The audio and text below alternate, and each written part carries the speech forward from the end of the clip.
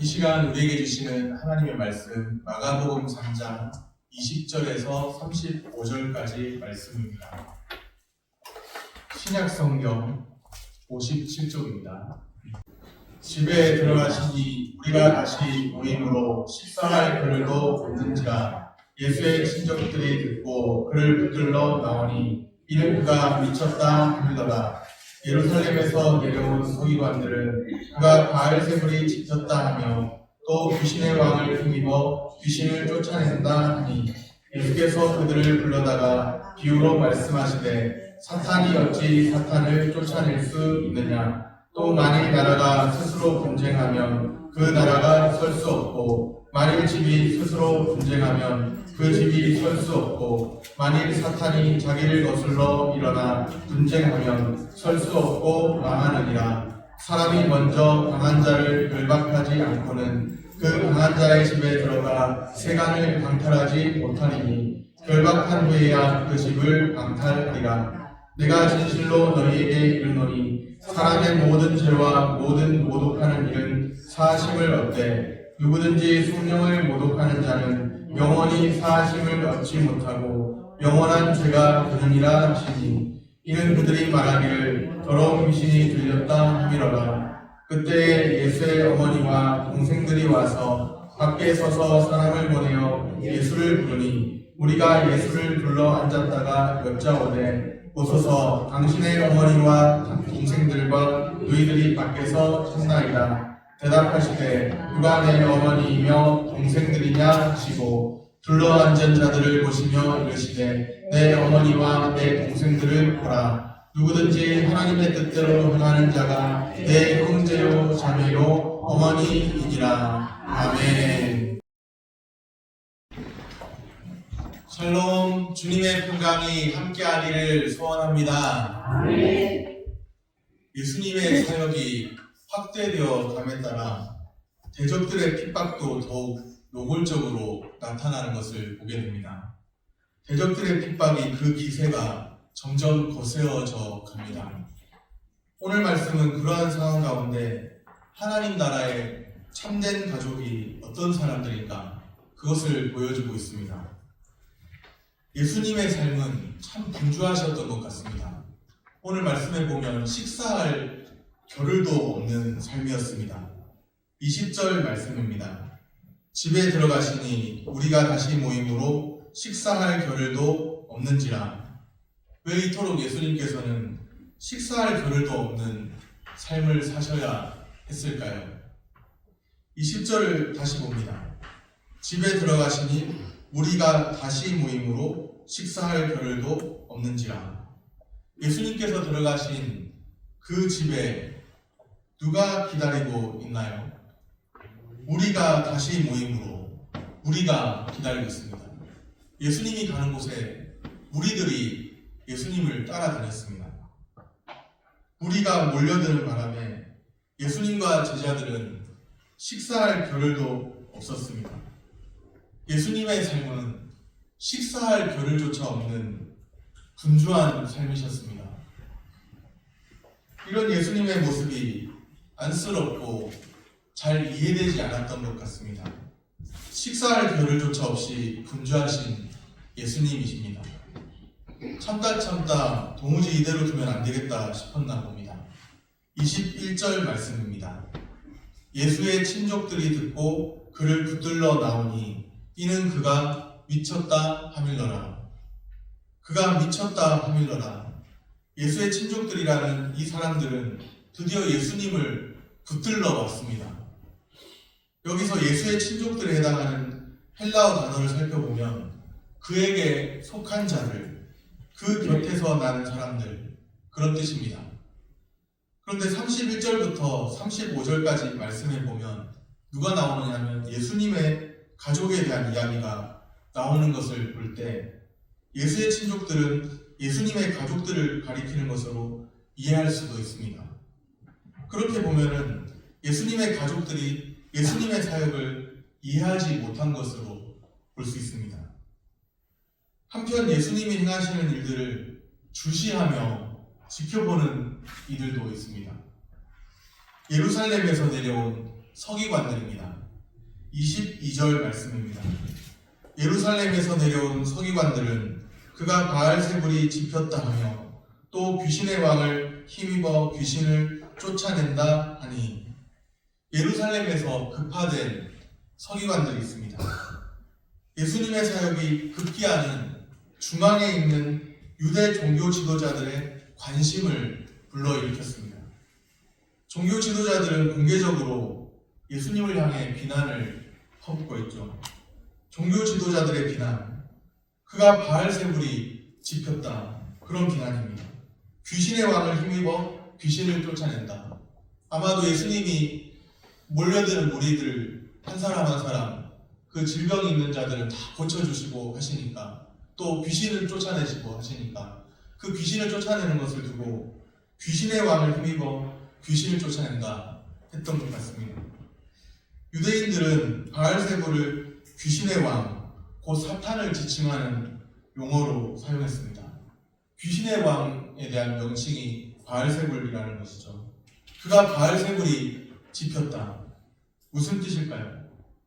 쉽게 말해서 사탄이 붙었다, 귀신들이었다, 사탄이 붙었다, 그런 뜻입니다. 끊임없이 몰려드는 무리가 있죠. 또 예수님의 가족들이 있고요. 붙들러 나온 가족들. 또 예루살렘에서 내려온 서기관들이 있습니다. 예수님의 사역에 대해 근본적으로 이해하지 못합니다. 예수님의 사역에 대한 근본적인 오해는 결국 예수님에 대한 불신으로 나타납니다. 오늘 우리는 어떤가요? 예수님을 더욱 알기 원하는 마음이 여전히 우리에게 있을까요? 하나님 나라의 참된 가족은 다른 그 누구보다도 예수님을 바로 알아야 합니다. 예수님을 바로 알아가는 이 일에 더욱 열심내시기를 바랍니다. 예수님이 행하시는 일이 무엇인가요? 사탄의 나라를 멸하시고 우리를 해방하십니다. 죄와 사탄의 모든 얽매임에서 우리를 온전히 자유롭게 하십니다. 우리를 얽어매려고 우리를 부르시는 것이 아니라 우리를 자유롭게 하려고 부르신 거예요. 그런데 종교 지도자들은 예수님이 행하신 이 일들을 보면서도 오히려 그 마음이 더욱 완고해졌습니다. 대적자들은 예수님의 사역을 사탄의 역사라고 매도합니다. 선한 역사로 사람들을 살리고 병을 고치고 또 귀신을 쫓아내고 이런 일들을 하셨는데 사탄의 역사라고 매도하고 있습니다. 예수님이 행하시는 일은 성령의 능력입니다. 성령의 능력으로 행하시는 일입니다.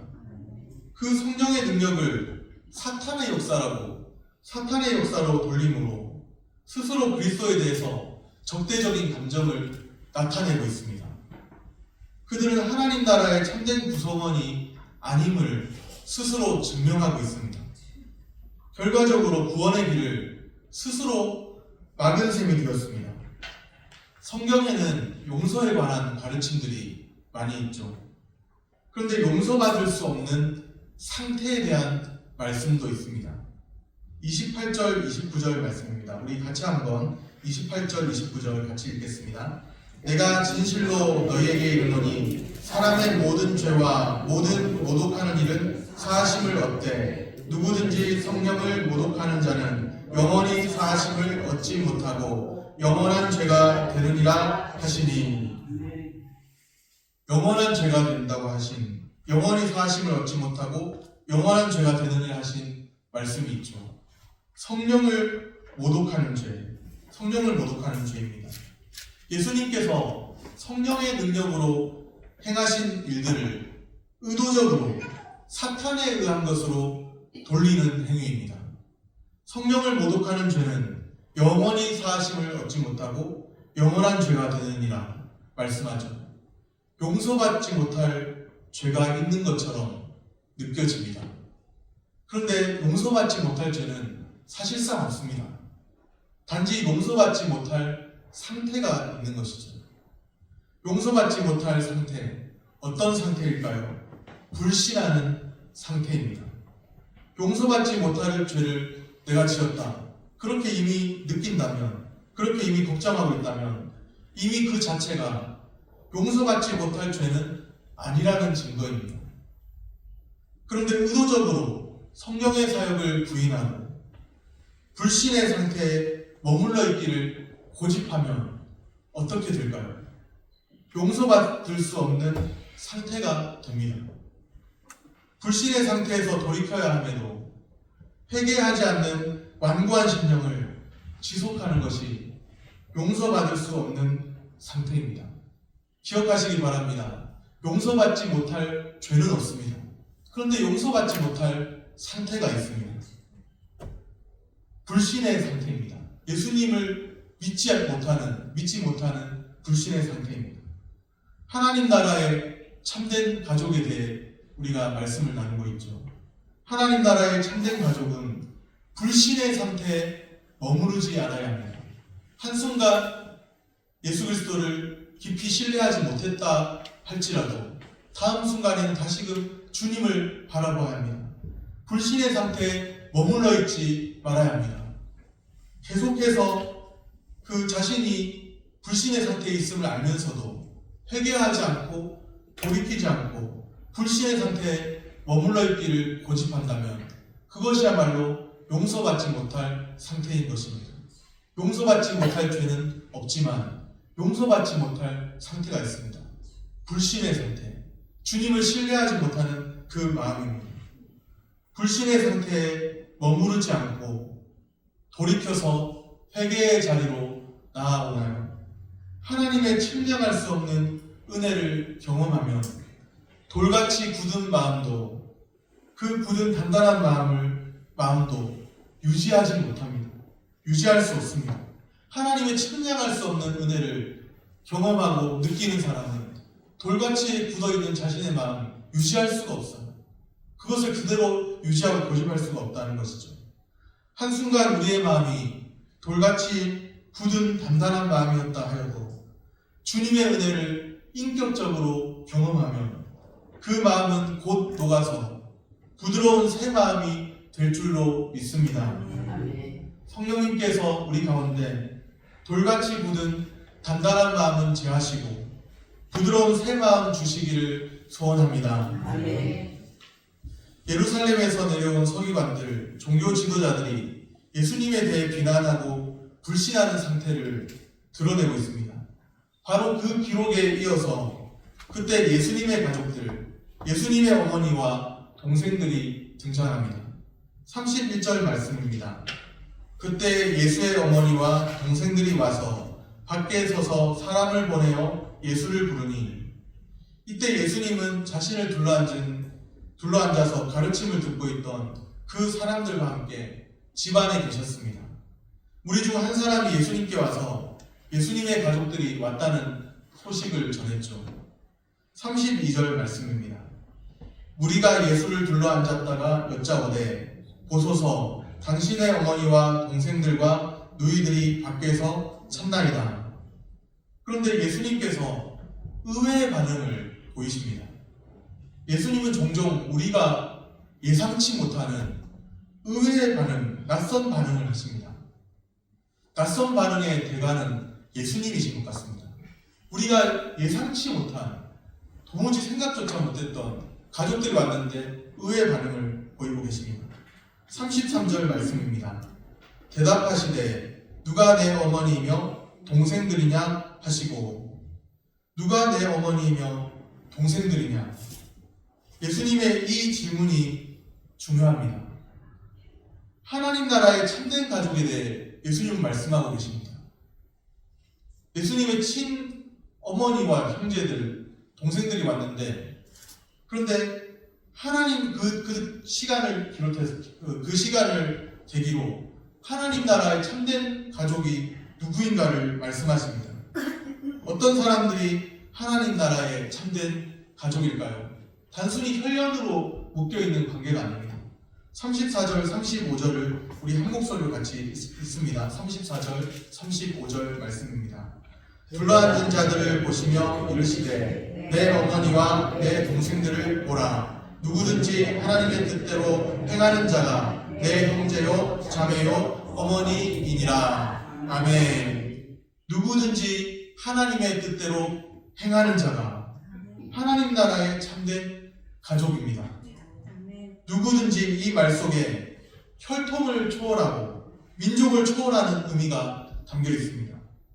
예수님을 배척하는 유대 종교 지도자들 왔죠. 유대인 선민이라고 자부하는데 예수님을 배척하고 있는 유대 종교 지도자들 왔습니다. 유대인이든지 이방인이든지 누구라도 좋습니다. 복음은 누구에게나 열려 있습니다. 다만 예수님을 받아들이면 되는 것입니다. 유대인도 상관없고 이방인도 상관없는데 그 복음이 열려 있는 것은 예수님을 받아들이면 되는 것입니다. 예수님을 받아들이고 하나님의 뜻에 순종해야 합니다. 예수님을 받아들이지 못하면 하나님의 뜻대로 행할 수 없습니다. 예수님을 받아들이고 하나님의 뜻에 오늘도 순종하시기를 바랍니다. 하나님 나라의 참된 가족, 어떤 삶을 살아야 하나요? 첫째로 예수님을 바로 알아야 합니다. 다른 그 무엇보다 예수님 알기를 힘써야 합니다. 둘째로 불신의 상태에 머무르지 않아야 합니다. 셋째로 예수님을 받아들이고 하나님의 뜻에 순종해야 합니다. 우리를 하나님 나라의 가족 삼으신 그 은혜를 날마다 찬양하며 살기를 소원합니다. 축복합니다. 기도하겠습니다.